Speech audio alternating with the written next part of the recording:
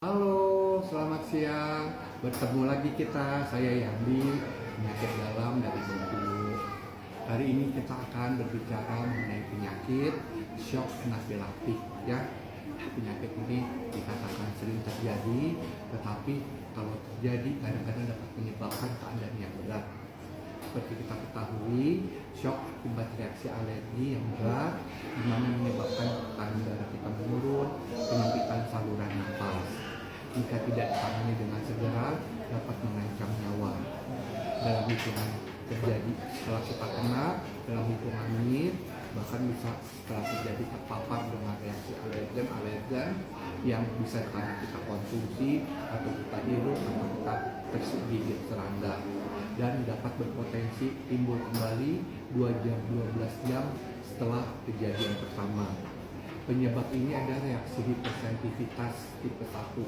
Kita ketahui hipersensitivitas ada tipe 1, tipe 2, tipe 3, tipe 4, tapi di sini terjadi secara drastis dan berat ya.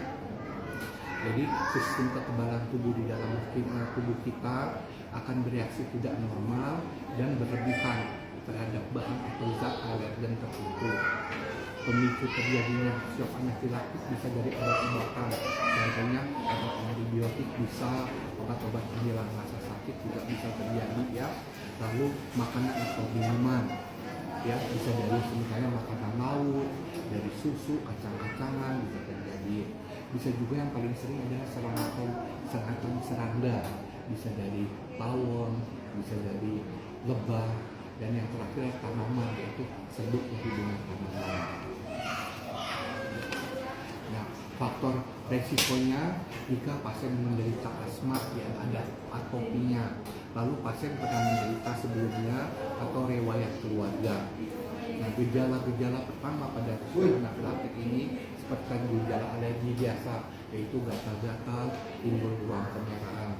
Lama-lama tiba-tiba memberat, pasien bengkak-bengkak di bibir, di mata, lalu pasien sesak napas, muntah-muntah, bahkan bisa nanti tiba-tiba terjadi penurunan tekanan darah secara cepat, sesak napas yang berlebihan ya.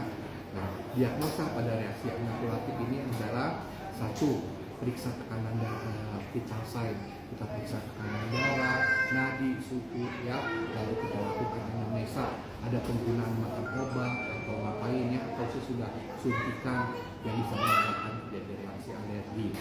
Atau kita pemeriksaan penunjang, bisa kita tes darah, antihistamin, lalu kita periksa tes alergi ya, di mana disuntikan beberapa macam zat yang apakah zat tersebut dapat menyebabkan alergi.